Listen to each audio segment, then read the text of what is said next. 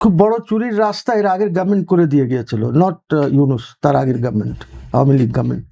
সেটা হলো যে প্রিপেড লাগিয়েছে না, এই প্রিপেডের মধ্যে অনেক চুরি আছে। কিন্তু কিভাবে চুরি আছে, because you will not even know যে কোথায় কি হচ্ছে। পোস্ট পেডে তো আপনার কাছে একটা বিল আসতো, আপনি দেখতেন কত ইউনিট আমি খরচ করেছি।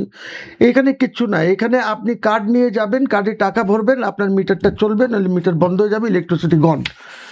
ওকে, এখন এইটার মধ্যে আপনার কোনো জানার ইয়ে নেই। তারপরে আপনার ওই কার্ড নষ্ট হয়ে যায়, কয়েকদিন পর পর কার্ড নষ্ট হয়ে যায়।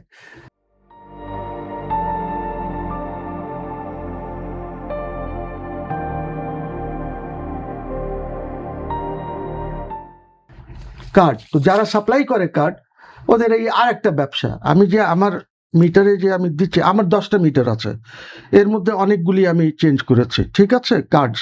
সো অনেক চুরি, এটার মধ্যে চুরি, ইনবিল্ট চুরি আছে, ঠিক আছে। সো এর মধ্যে যদি 16-17% আরও, বিকজ সব তো আর এখনো প্রিপেড হয় নাই, এখন পোস্ট পেড এখনো আছে। সো এই জিনিসগুলি তো দেখতে হবে। আর এইটা তো আপনি করছেন না, বিকজ আপনার কাছে এখন সমস্যা হয়ে গেছে, পাওয়া যাচ্ছে না আপনার গ্রামে, বা অন অ্যান অ্যাভারেজ আপনি বলতে পারেন যে 7-8 ঘন্টা ইলেকট্রিসিটি থাকে, আর ম্যাক্সিমাম টাইম থাকে না। আমাদের এইখানেও যায়, আধা ঘন্টার জন্য চলে আসে, আবার যায়, এরকম হয়, বাট নট মাচ। ঢাকা শহরে হয়তো এরকম কিছু তেমন হচ্ছে না। সো আমার প্রশ্ন হচ্ছে যে এইটা কেন এই পরিস্থিতিতে গেলাম। এর আগে তো আমরা দেখছিলাম যে আমরা তো ইলেকট্রিসিটি পাচ্ছিলাম, তো এরকম তো প্রবলেম ফেস করা হয়নি। আওয়ামী লীগ গভর্নমেন্টে যে প্রবলেমসগুলি আগে ছিল, এগুলি সব ঠিক হয়ে আমাদের তো এখন অ্যাকচুয়ালি এক্সেস ক্যাপাসিটি আছে। আমাদের এখন যা রিকোয়ারমেন্ট আছে 23,000 মেগাওয়াট বা 25,000 megawatt, whatever the requirement, আমার capacity is in excess, at least 5-7 হাজার মেগাওয়াট এক্সেস ক্যাপাসিটি আছে।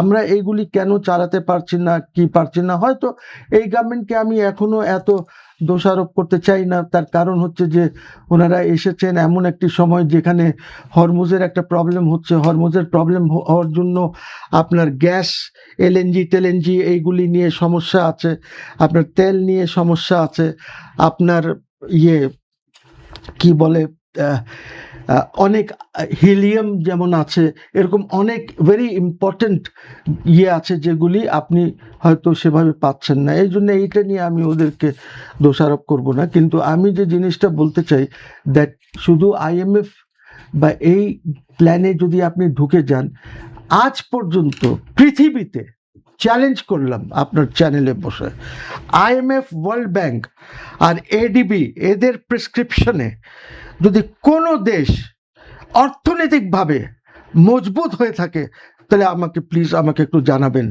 যে ওই আফ্রিকার অমুক দেশ বা যেখানে পারেন আমাকে একটা এক্সাম্পল দেখাবেন। ইউসি এদের যে প্রেসক্রিপশনসগুলি আছে, এই প্রেসক্রিপশনের মধ্যে আপনি ঢোকার পর ইউসি আপনি অর্থনৈতিকভাবে যা আছেন এর চেয়ে আরও উইক হয়ে যাবেন আপনি, ইউসি, বিকজ ওদের প্রেসক্রিপশন। আইএমএফটা কি আমার লোকজন জানে? আইএমএফ তো বোঝে না। আইএমএফ ইজ লাইক হসপিটালে ইমার্জেন্সি যেমন হয় না, আপনি যখন অসুস্থ হলেন, you are taken to a hospital.